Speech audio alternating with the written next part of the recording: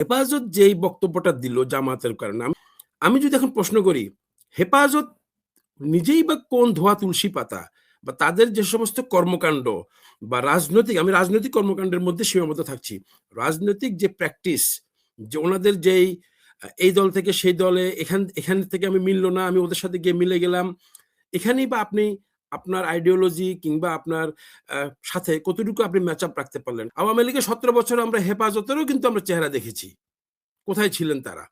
সুতরাং যে যখন আমরা বরঞ্চ বরঞ্চ আমি হেফাজতকে এখানে অনেক বেশি নিচে রাখবো, কারণ আপনারা সব সময় কিন্তু ক্ষমতার আশেপাশে থেকেই কিন্তু আপনাদের কিন্তু সেই যে একটা সার্কেলের মধ্যে যে বিন্দু থেকে শুরু করেন, সেই বিন্দুতেই আবার আপনি এসে, অর্থাৎ একই লাইনের ভিতরে আপনি কিন্তু হেফাজতে ইসলাম এবং জামায়াতে ইসলামের বর্তমান রাজনীতির মোকাবেলায় যে অনেকটা বলা যায় যে রাজনীতির মাঠে মুখোমুখি অবস্থান, অর্থাৎ বিপরীতমুখী অবস্থানে আছেন এবং ভোটের মাঠে ওনারা প্রতিদ্বন্দ্বিতা করছেন। কিন্তু আমার মনে হয় মানে এমন কোনো ধরনের স্টেটমেন্ট, এমন কোনো ধরনের বক্তব্যে আমার মনে হয় আসা উচিত না, কনক্লুশনে আসা উচিত না, যেটাকে মানে যেটা আলোচনার জন্ম দেবে। যেমন হেফাজতের থেকে যে বক্তব্যটা এসছে যে জামায়াতে ইসলামকে ভোট দেওয়া হারাম, আমি জানি না এটা মানে কি বিবেচনায় বা কোন প্রেক্ষাপটে এইভাবে এটাকে আমি যদি ফতোয়ার মতো বলি, এটা ফতোয়ার মতো জারি করে দেওয়া হলো যে আমি ওয়াদুদ ভাইকে একটু সহজ করে দিই 30 সেকেন্ডে। এখানে কিন্তু কোথাও লেখা হয় নাই যে হেফাজতে ইসলাম মানে হেফাজতে আমির এই কথাটা বলেছেন, এটা তার ব্যক্তিগত যত সম্ভব। দেখেন দেখেন এটা কিন্তু আমাদের রাজনীতির আরেকটা খুবই মানে চমকপ্রদ কিংবা অনেকটা হাস্যকর বলা যায়, যখন কোনো বক্তব্য যখন ভালো হয় তখন কিন্তু সেটাকে কিন্তু দলের হিসাবে চালিয়ে দেন সবাই, এটা সব দল, আমি শুধু আপনাদেরকে বলছি না। বাট যখনই আবার কেউ যখন কোনো একটা বক্তব্য দিয়ে যখন ফেঁসে যান, তখন সেটা তার ব্যক্তিগত বক্তব্য হয়ে যায়। এটা আমাদের রাজনীতির একটা মানে একটা কি বলবো আর কি, একটা দুষ্ট খেলা বলি। আর আমাদের জনগণকে, সাধারণ জনগণকে বা যারা সব সব দলকেই ভালো কিছু দেখতে চান, তাদেরকে বোকা বানানোর এটা একটা ফন্দি, বা এটা আপনাদের একটা টেকনিক বলবো আমি, এটা একটা পলিটিক্যাল টেকনিক। যখনই যে বক্তব্যটা, এখন হেফাজতের আমির যখন নিজে একটা বক্তব্য দেন, তার মানে কি সবসময় কি বক্তব্য শুরু থেকে ওনাকে বলতে হবে ভাই এটা আমার ব্যক্তিগত মতামত, ভাই এটা আমার, না না, তার মানে কি হেফাজতের আমির কি প্রত্যেকবার কি বলতে হবে মানে বক্তব্য শুরুর আগে, ভাই আমি এখন যা বলবো তা কিন্তু সব আমার ব্যক্তিগত মতামত, কেউ বিশ্বাস করবে, এটা আমার দলের না, এভাবে কি কেউ বলে? এভাবে আসলে কেউ বলে না। সুতরাং দলের প্রধান থেকে যখন একটা বক্তব্য আসবে, ডেফিনেটলি আপনাদেরকে ভাই এটা ওন করতে হবে, কোনোভাবেই আপনি এটাকে পাশ কাটাতে পারবেন না। যাই হোক, আমি মূল বক্তব্যে আসি। এখন এখানে হচ্ছে যে মানে এটাকে উনি কোন আইডিওলজিতে কিংবা কিসের ভিত্তিতে হারাম, সেটা আমি হারাম হালাল আসলে অনেক কিছুই আছে, বাট জামায়াতে ইসলামী রাজনীতির ভিতরে ভোট দেওয়া হারাম হালাল, এটার কোথাও কোনো ব্যাখ্যা বা কোথাও কোনো কিছু আমার হয়তো জানা নাই।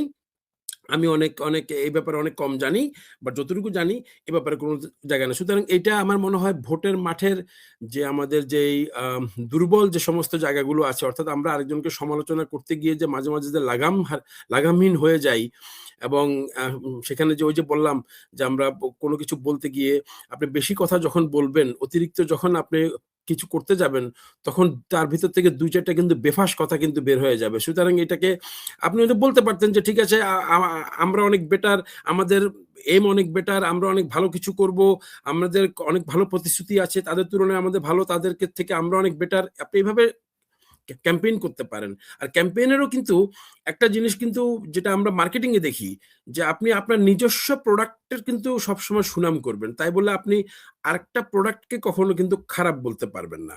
সুতরাং আপনি আরেকজনকে খারাপ বলার আগে কিন্তু আপনি নিজে কতটুকু ভালো সেটাকে কিন্তু আগে জাস্টিফাই করতে হবে। আরেকজনকে খারাপ বলে দিয়ে যে আপনি যে নিজে ভালো, সেটার আপনি কিন্তু সার্টিফিকেট কিন্তু কখনো জনগণের কাছ থেকে নিতে পারবেন না। এখন হেফাজত যেই বক্তব্যটা দিল জামাতের কারণে, আমি জাস্ট মানে ওই আঙ্গিকে আমি বক্তব্যটাকে লিমিটেড রাখার চেষ্টা করছি। আমি যদি এখন প্রশ্ন করি, হেফাজত নিজেই বা কোন ধোয়া তুলসী পাতা, বা তাদের যে সমস্ত কর্মকাণ্ড বা আমি রাজনৈতিক কর্মকাণ্ডের মধ্যে সীমাবদ্ধ থাকছি, রাজনৈতিক যে প্র্যাকটিস, যে ওনাদের যেই এই দল থেকে সেই দলে, এখান থেকে আমি মিললো না, আমি ওদের সাথে গিয়ে মিলে গেলাম। এখানেই বা আপনি আপনার আইডিওলজি কিংবা আপনার সাথে কতটুকু আপনি ম্যাচ আপ রাখতে পারলেন? কারণ আপনি যাদের সাথে এখন ঐক্যে গেলেন কিংবা যাদের সাথে আপনি জোটবদ্ধ হয়ে আপনি নির্বাচন করছেন, সেই দলেরই তো কিন্তু অনেক ধরনের বিতর্ক আছে। তারা প্রায় ৩৯-৪০ জন মানে একেবারে মানে এস্টাবলিশড ঋণ খেলাপি যারা মানে দেশটাকে মানে দেশের অর্থনীতির মানে মেরুদণ্ড ভাঙার মতো যে কাজটা, যে ঋণ খেলাপি সেই কাজটা করেছেন। সুতরাং আপনি এখন বলতে পারেন যে এটা তো ভাই তাদের ব্যক্তিগত ব্যাপার না। আপনি যখন তাদের সাথে একই মঞ্চে একই আইডিওলজিতে যাবেন, জোটে যাবেন, ডেফিনেটলি আপনাকে কিন্তু ওই দলটারও কিন্তু দায়ভারগুলোও কিন্তু তখন আপনার ঘাড়ে কিছুটা বর্তাবে। কোনোভাবেই কিন্তু এখানে আবার কিন্তু আপনি আবার আপনার আইডিওলজিকে আলাদা নিয়ে কিন্তু তাদেরকে দূরে ঠেলতে পারবেন না। So once you are in a group, you have to own that.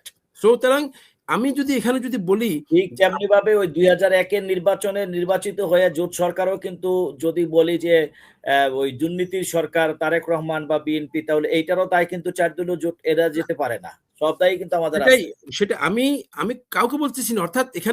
অর্থাৎ আমাদের রাজনীতিরই এই জায়গাটা। আমরা কিন্তু অফ দ্য লাইনে যখন কথা বলছিলাম ভাই, ইয়াসিন ভাই, তখন কিন্তু মনে পড়ে নাকি আমি একটা কথা বলছিলাম যে আমরা কিন্তু সবাই আমাদের নিজস্ব রাজনীতির দিন শেষে কিন্তু নিজেদের স্বার্থের জন্যই কিন্তু আমরা ডিগবাজি বলেন, পাল্টি বলেন কিংবা মানে জোট গঠন বলেন, অর্থাৎ সবকিছু কিন্তু আমরা কিন্তু করি দিন শেষে কিন্তু আমাদের যে ক্ষমতার জন্য। আজকে আপনি যাদেরকে ক্ষমতায় আসার সমূহ সম্ভাবনা আছে এরকম দেখে তাদের কাছেই ভেড়ার জন্য কিন্তু সবাই কিন্তু আগে জাম দেয় যে অমুক দল ক্ষমতায় আসতে পারবে, সুতরাং তাদের সাথে আমি যদি জোটবদ্ধ হতে পারি তাহলে আমার ভবিষ্যতের পথটা অনেকটা ফকফকা হয়ে যাবে।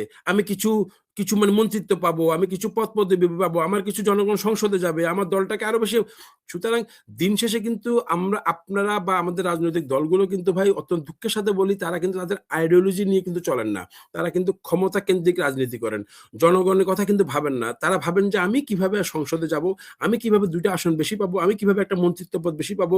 সেটার জন্য এখন আমাকে যা করতে হয়, সেটার জন্য যদি আমার আইডিওলজি যদি বিক্রি করতে হয়, আমি আইডিওলজি বিক্রি করব। সেটার জন্য যদি আজকে যদি আমাকে ঋণ খেলাপিকে সমর্থন করতে হয়, আমি ঋণ খেলাপিকে সমর্থন করব।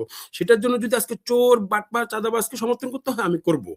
সুতরাং এটা হচ্ছে আমাদের ওভারঅল কিন্তু একটা পিকচার। আর তাই যদি না হয়ে থাকে তাহলে 53 বছর পরেও খালি সারা জীবন শুনে আসতেছি যে মানে সংগ্রাম সংগ্রাম সংগ্রাম সংগ্রাম। আরে ভাই, আর কত সংগ্রাম করবেন আপনি বলেন? তো যদি সংগ্রামই যদি করতে করতে আপনি সারা জীবন কাটায় দেন, তাহলে আপনি দেশটাকে করবেন কখন? সবাই খালি সংগ্রাম করতেছে, সবাই খালি একজনের চামড়া একজন তুলে ফেলতেছে, একজনের গতিতে আরেকজন আগুন লাগাই দিচ্ছেন। ভাই এত আগুন, এত চামড়া, হ্যাঁ, তো এত চামড়ার ব্যবসা করতে করতে তো ভাই বাংলাদেশ তো লেদার শিল্পে ভাই মানে মনে হচ্ছে যে এক রাজনৈতিক দল যদি আরেক রাজনৈতিক দলে যদি সব চামড়া তুলে যদি ভাই বাজারে নিয়ে আসেন, তাহলে তো চামড়া শিল্পের জন্য এটা ব্যাপক মানে ভালো একটা সাপোর্ট।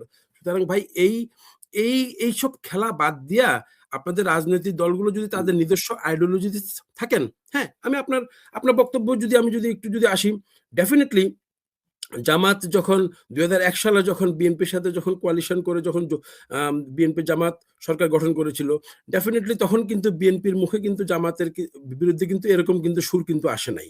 তখন কিন্তু তারা কিন্তু তখন ছিল মানে কাঁধে কাঁধ মিলিয়ে ভাই ভাই ছিল। কিন্তু দ্য মোমেন্ট আজকে যদি আওয়ামী লীগের মতো স্বৈরাচারী সরকার যদি ইলেকশন করার সুযোগ পেত, আমি একদম লিখে দিতে পারি, তাহলে বিএনপি জামাত কিন্তু আজকের এই চেহারা কিন্তু দেখা যেত না। এবং সেই সাথে আবার হেফাজতকেও কিন্তু দায়িত্ব নিতে হবে। আওয়ামী লীগের 17 বছর আমরা হেফাজতেরও কিন্তু আমরা চেহারা দেখেছি, কোথায় ছিলেন তারা।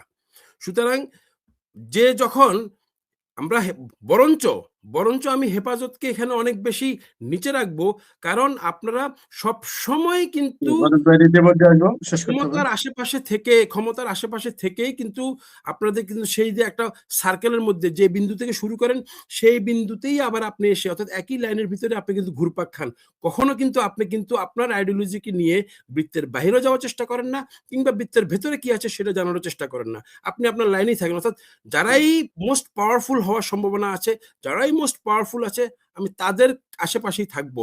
সুতরাং এখানে কাকে ভোট দিলে হারাম হালাল হবে ভাই, এ ধরনের আইডিওলজি দিয়ে, এ ধরনের বিশ্বাস দিয়ে, এ ধরনের বক্তব্য দিয়ে জাতিকে বিভ্রান্ত করার কোনো মানে হয় না। ডেফিনেটলি আমাদের এই 2026-এ এসে বাংলাদেশের সাধারণ জনগণ রাজনীতিতে অনেক অনেক বেশি সচেতন। আমি মনে করি যে এই সময়ে এসে বাংলাদেশের রাজনীতিতে যে ধরনের পরিবর্তন এসছে, মানুষের মন মানসিকতা মনোজগতে যে পরিবর্তন এসছে, যেটা 2024 সালের জুলাই আগস্ট এটার অন্যতম অর্জন হচ্ছে আমাদের বাংলাদেশের মানুষের মনস্তাত্ত্বিক জগতের একটা রাজনীতিতে একটা ব্যাপক পরিবর্তন। এটা অনেক বড় একটা অ্যাচিভমেন্ট। বাকি অ্যাচিভমেন্ট কি আসছে না আসছে সেটা হয়তো আমরা কিন্তু সময় সময় বলবে। কিন্তু এই জায়গায় এসে এই ধরনের বক্তব্যগুলো দিয়ে আমি মনে করি যে হেফাজতে ইসলাম তাদের নিজেদের অবস্থানটাকে বরঞ্চ আরো দুর্বল করলো, নিজেদের রাজনীতির মাঠে ক্রেডিবিলিটি অনেকটা নষ্ট করলো। এবং আমার মনে হয় এটা হয়তোবা এই ধরনের লুজ টক, যদি আমি বলি এই ধরনের লুজ টক টাইপের কথা বলে আপনি বিপক্ষ দলকে বরঞ্চ আরো বেশি মানে সুযোগ করে দিচ্ছেন কিনা, কিংবা জনপ্রিয়তার মাঠে আরেকটু আগায় দিলেন কিনা, সেটাও কিন্তু আপনাদের ভেবে দেখা উচিত। সুতরাং আমরা মুসলিম প্রধান দেশ, তাই বলে আপনি হারাম হালালের তকমা দিলেই যে লোকজন খেয়ে ফেলবে, এটা আমার মনে হয় রাজনৈতিক দলগুলো ভাবা উচিত না। তাদেরকে আরো বেশি সহনশীল হতে হবে বক্তব্য প্রদানের ক্ষেত্রে। বিশেষ করে দলীয় প্রধানরা যখন বক্তব্য দেবেন, তখন উনি তৃণমূল পর্যায়ের নেতার মতো বক্তব্য দিলে কিন্তু এটা কিন্তু মানে খুব ঠিক মানানসই হয় না। সুতরাং ওনাদেরকে আরো বেশি সতর্ক হতে হবে।